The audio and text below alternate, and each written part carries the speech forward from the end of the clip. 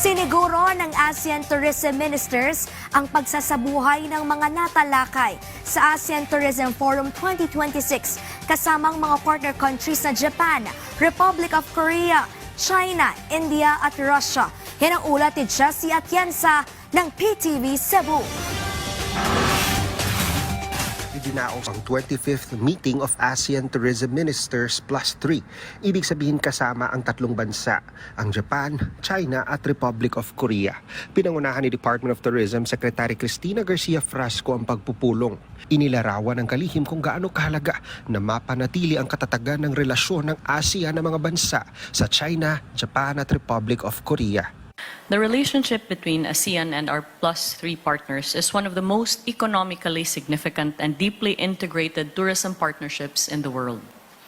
It is sustained by scale, familiarity, and by decades of travel that have connected our people, supported enterprises, and anchored livelihoods across our region.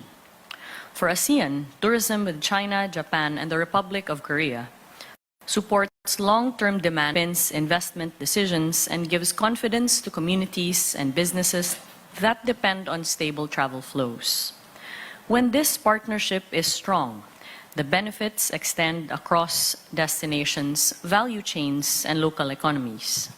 また本日は ASEAN プラス3が今後の観光協力の方向性を示す新たな観光協力行動計画が採択される予定です。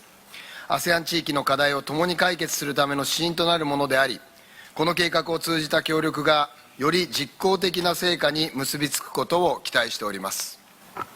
Also today, ASEAN Plus 3 is scheduled to adopt a new tourism cooperation action plan, which will outline the future direction of tourism cooperation.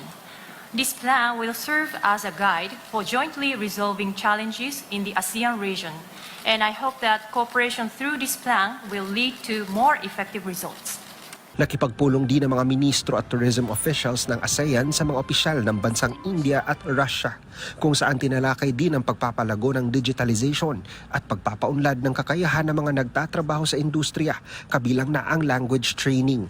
Tourism becomes a steady form of people-to-people diplomacy. ASEAN and the Russian Federation share a partnership shaped by enormous opportunity and shared interest. Yet, the lesson of recent years is also clear. For tourism to rebound and to truly flourish, confidence in travel must be built through reliability. From routes to clear information to consistent standards and human capital who consistently deliver world-class experiences. This year, the relations between Russia and ASEAN celebrates the 35th anniversary, and we have 50 years of establishment of the diplomatic relations between Russia and the Philippines this year. We also welcome the liberation of the ASEAN-Russian Federation Tourism Work Plan, as you mentioned, from 2026 till 2030, and taking into account the popularity of the ASEAN countries among the Russian tourists, the actions under this plan will contribute to providing accessible and seamless travel.